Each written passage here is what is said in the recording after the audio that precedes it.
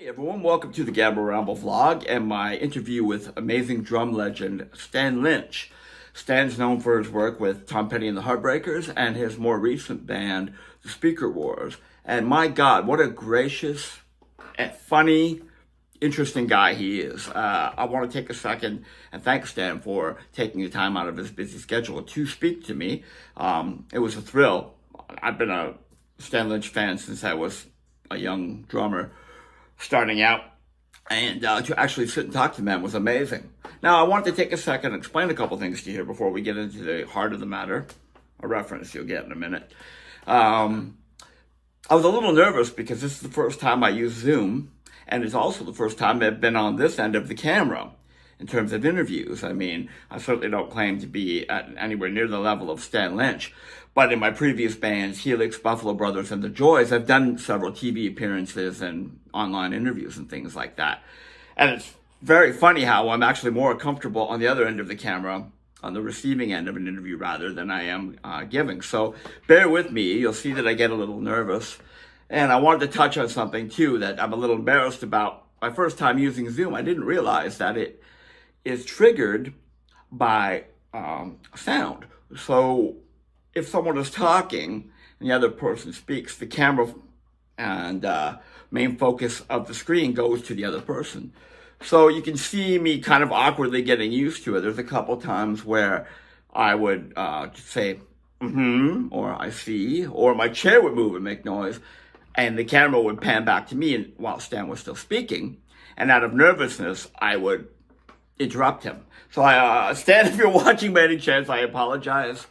Thanks for putting up with an amateur at this, but I do think that as we got rolling, Stan made me very comfortable, and I do appreciate that. The second half of the interview in particular, we got talking about drums. Just two drummers talking about sound, technique, influences, things like that, and it really picked up steam. The first half was great too. We talked about Stan's career with the bands I did mention.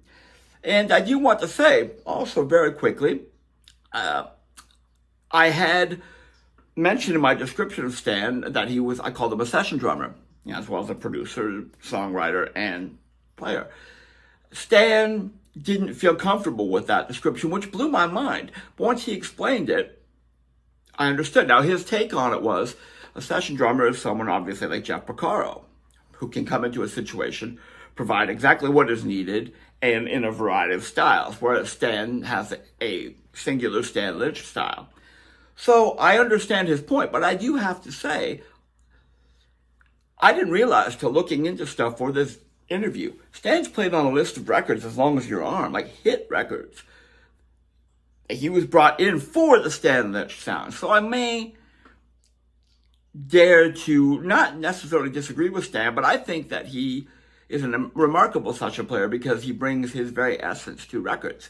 I mean, Stan's played on, I'm looking at a list here, Stan's played on stuff by the Blasters, Jackson Browne, the Byrds, Bob Dylan, Belinda Carlisle, the Eagles, Eurythmics, Don Henley, which we'll get to in a moment, Stevie Nicks, Timothy B. Schmidt, I mean, Henry Lee Summer, Toto, the list is incredible. They have brought Stan in for his particular brand of drumming. And as a matter of fact, he did play on the Don Henley song, The Heart of the Matter. And I bring this up because Stan also co-wrote the huge Don Henley hit. He was one of the three writers on the song, The Last Worthless Evening. So there you go. This is a real Renaissance man. He's not just a drummer. None of us are. But he is a jack of all trades, and he's very skilled, and he was very good at putting me at ease. So here is part one of the interview. And very quickly, I want to tell you, before we jump in, bear with me, it's called The Ramble for a reason.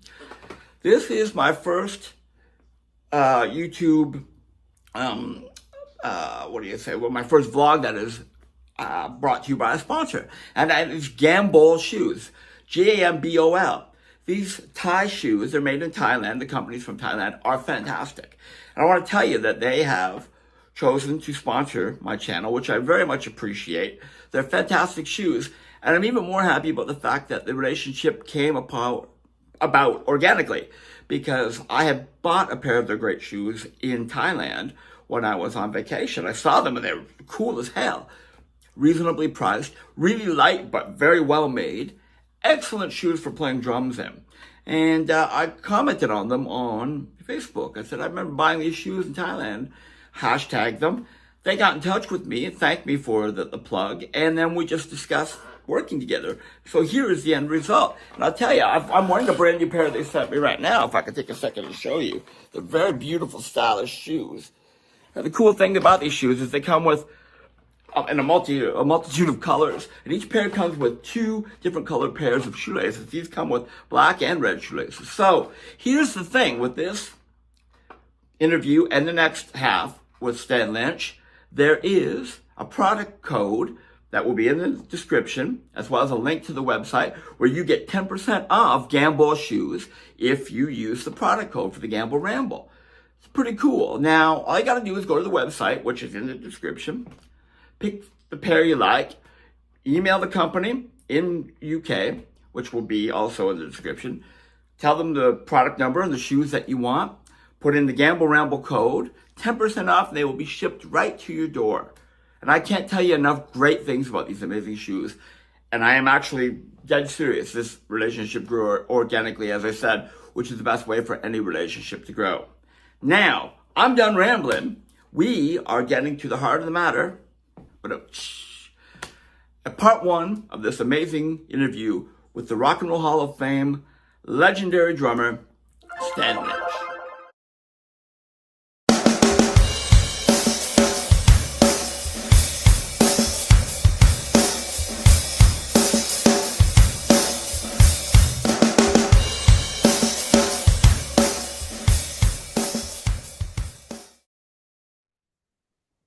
Hey everybody, welcome to the Gamble Ramble vlog. I'm extremely excited today to welcome our guest, this gentleman, a Rock and Roll Hall of Fame drumming legend, Mr. Stan Lynch. If you're not aware who Stan is, you've been living under a rock. Stan was one of the founders of Tom Petty and the Heartbreakers, drummer, vocalist, writer. He also is a noted songwriter and session drummer, producer. This guy's jack of all trades, basically. So welcome, Stan, and thank you for being here. My pleasure. Thanks for having me. But I just wanted to ask you, we're going to be touching on your latest project, which is your band, The Speaker Wars, which is fantastic. Yeah, man, I listened to the album last night again, and it's wow. Like, it reminds me of the diversity of your old band. Like, you guys were, you could cover everything from 6/8 blues to country shuffle and rock and roll and make it all from the heart. And the Speaker Wars very much sounds like that to me as well. Thank you. Yeah. So before we get going, I just wanted to give a little background for those who may not be too familiar with you. Ask you, originally you're from Ohio, right? Your family moved from Ohio to Gainesville, Florida. Yeah, early on, I don't really remember Ohio. We were out of there pretty quick, and we moved to Miami and then settled in Gainesville, and that's where I did my Wonder Bread years and cut my teeth and played all the bars and all that good stuff. Good stuff. Now, you originally started playing piano and guitar, right? Yeah. I mean, I went around all of it. I mean, piano, trumpet, violin, guitar. I must have tried everything.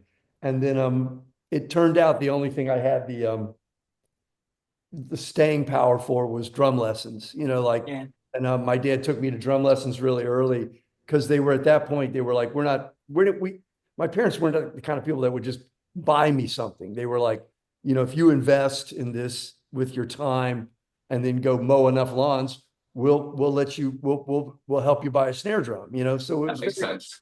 It was very, the times were different, we weren't in a kid-centric world, every time. Did you start off on snare drum? I learned to play my rudiments on a practice pad for a year or two before I even was allowed to go sit behind my teacher's drum set.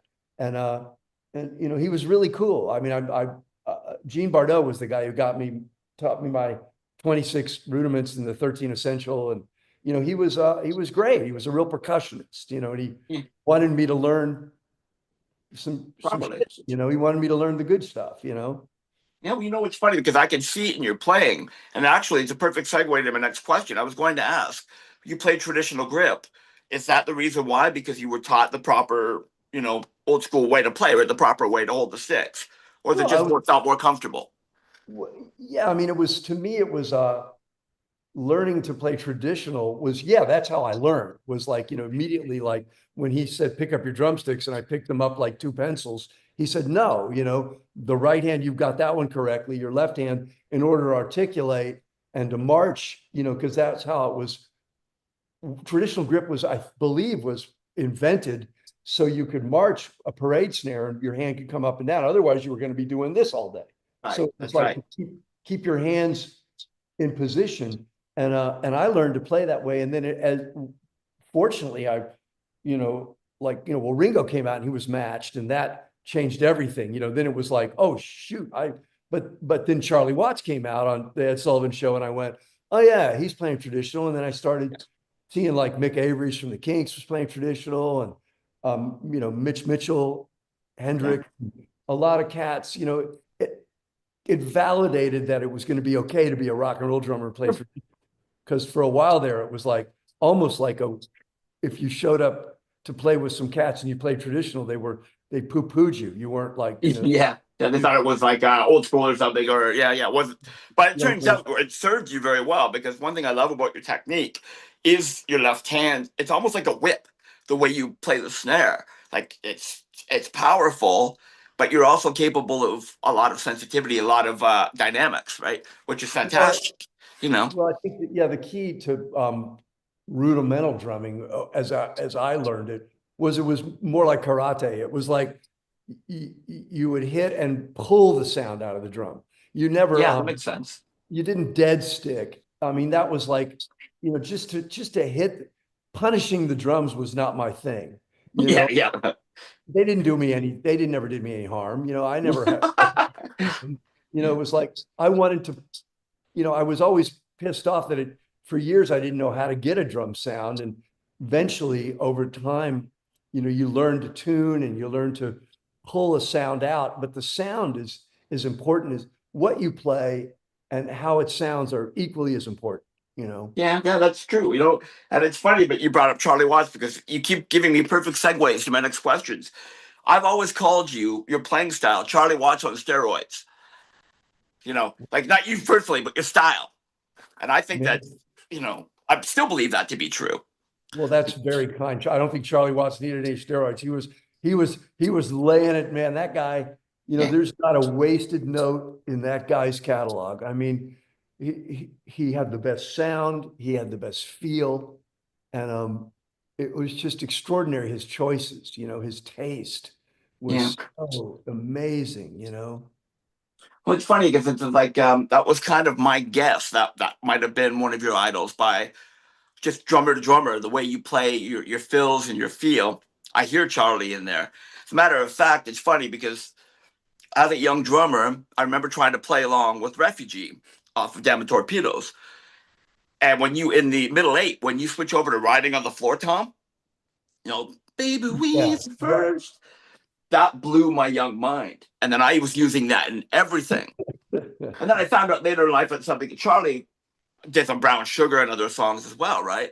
Oh yeah, So definitely. I mean,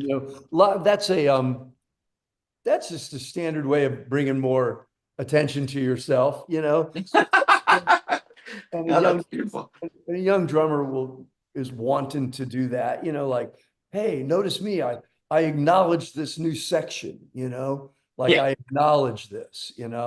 You're always trying to show your band that you're listening, because music on its best day is a great conversation, with other people. You don't talk, but you react. You go like, if he does this, I do this, and he does this, I do this. And it yeah, shows that you're engaged, when I think that's part of what's maybe a little missed in today's music. I don't mean to sound like grandpa shit pants, but it's like, it's you know, the the perfection of music today doesn't allow for the reaction and the happy accidents. And that's true. And the happy I accidents are the best. I've heard, read stuff, interviews. with you talking about drums in the past, you've used that phrase, and I thought how perfect that phrase is. I always called what we do the catcher, like a drummer that is a musician. I call us the catcher's mitt. We're back there catching stuff that people may not realize they do. I mean, how many times has a guitar player played something cool, he didn't even realize it, and you caught it? Hey, what was that? I'm sure Mhm. that's happened to you. I would think.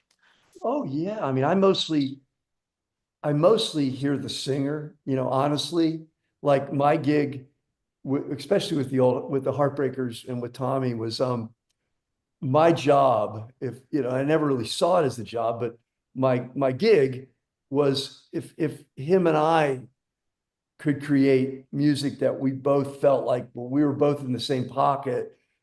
I figured we were playing a good gig. That was a good gig or a good track.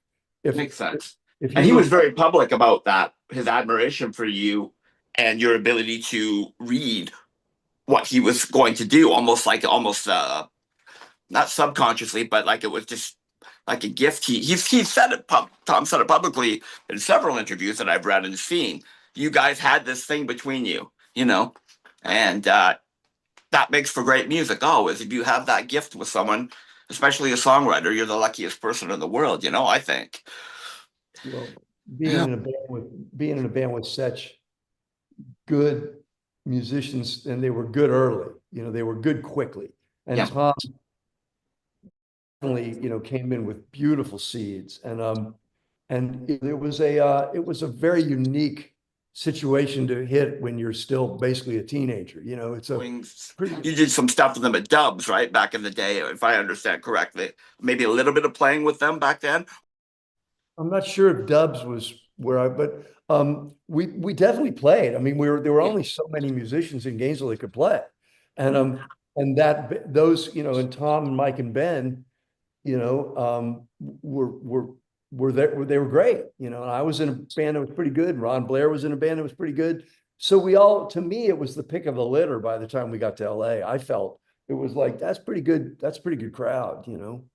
Sure. Well, I've always called your version of the Heartbreakers the Swiss Army knife of American bands. Like you guys could do anything.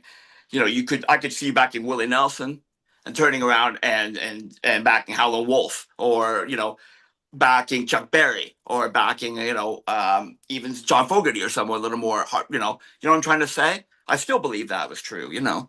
Well, I think it was a band that loved songs, and it was a band that actually loved to play together, and we loved like hearing each other. We were transmitters and receivers, when we played together. And it's sometimes the coolest thing that the guys in the band would do is not play. And that's a really rare thing to see, is when you have people with that kind of horsepower on stage. You'd watch them just leave a hand to the side. They just put a hand down, and it'd be like, Yeah. because it can be a cacophony of crap if five people, if they're playing and they're butting, if they're doing this, it's Yeah. chords. And they naturally and intuitively, those cats were, specifically, well, all of them. I was going to say Mike and Ben, but Tommy too. He'd just lay out. He Yeah. just like, man, I don't need to add to this noise. It's like, so that was a real gift. And I miss that when I get together with other musicians. They have a tendency to not know when to shut up. This is true. You know? Even in my level, I noticed that for sure. You notice the guys that have the antenna, their antenna's up or it's not. And that's Yeah. funny because I could see the physicality between you and Tom. You watched him, and it reminded me of Oh, James Brown and Clyde Stubblefield. oh, absolutely. You Oh know? no, Tom was well, all the best. I mean, I've gotten to play with some of the best, I think some of the best of my generation, like with Dylan or Roger McGuinn or Don Yeah. Henley. You're in a room with these guys, and if you're not listening to these singers, you are you're an idiot, quite frankly. I don't know how else to put it. You're a freaking fool. And For sure. so if you're not supporting that level of genius, then you're kind of like, you missed the bus, and you're going to look like an idiot, and you're not going to be on the record. So as a result, you don't look cool. So, if you don't make the delivery system, the guy at the microphone, if he's not feeling good and moving good and happy and confident and comfortable, you made an asshole out of everybody, And that makes sense, you know. And actually, if I could brush up the audience, that those that are listening and watching may not be familiar, Stan, as I mentioned, is not just drummer for the Speaker Wars and Tom Petty and the Heartbreakers previous, he's also a producer and a songwriter and a session player. So, I mean, you've written songs for Tim McGraw, and I mean, you Fabulous Thunderbirds, Jeff Healey Band. I'm looking at some notes here, if you don't mind. Eddie Money, Toto, Ringo Starr. I mean, the list is as long as my arm. And I guess what I wanted to ask was that being a songwriter, does that inform your drumming as well? A friend of mine wanted me to ask you this question specifically. How do you approach? My friend Brad loves you. You're his hero. He wants to know, how do you approach your parts, um, in terms of, like, how do you think going in? Okay, you're listening to the song. Is it a natural instinct, or do you have a method you use? Well, it's trial and error for me. I mean, I'm not a session drummer. I'm really not. I'm a rotten session drummer. Um, there's so many that are so good. I mean, I've Okay. gotten to work with some of the best, Greg Bissonette and Kenny Aronoff and Vinnie Colaiuta and, and I'm choking on it because these guys, I've been in the room with these guys that are so fast and so great, and they have such a deep well and such a quiver of arrows. I have a very narrow lane, and Okay. so I try to apply what I can do well to what's being presented in terms of the song. If I can do it, usually what happens for me is my approach is, what can I leave out? How much can Yeah. I leave out? And let me start with a very small amount of information. And hopefully that will work. And I'm not always the right guy, even for the songs I'm writing. Sometimes I wish I had, I wish I could call Greg and Greg Morrow and say, "Come down here, man. Would you kick some butt?" And it's like, Yes. and I talk to these guys, and they've talked me through a lot of.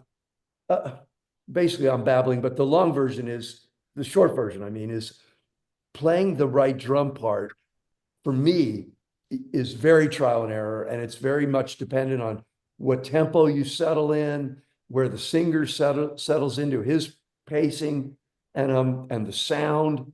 It's a process to get a good drum track. I think it's much more difficult and much more arduous than just setting up a lid machine and going boom schmack. Yeah, I And know.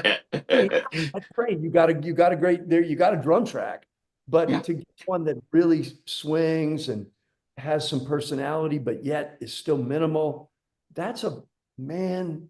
That's still, you got to go back to look at Ringo and Charlie and those cats and go, man, listen to what they did, and you go, oh my God, that's so great. That's my liquor. Everything. That's my liquor. You know what I mean? That's my dope. It's Yeah, like man. if It's there's your joy, fix. yeah, if there's joy and love and grace and ease, I'm gonna be in the room. If there's any reason for me not to be there, I'm gonna feel that probably before anybody else.